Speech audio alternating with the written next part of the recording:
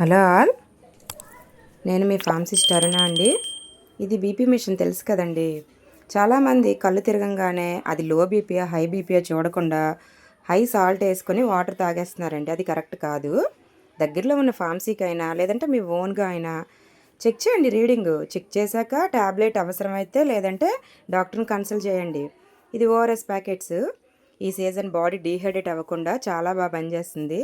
ORSL డ్రింక్సే కాదు, ఇవి కూడా అవైలబుల్గా ఉంటాయి.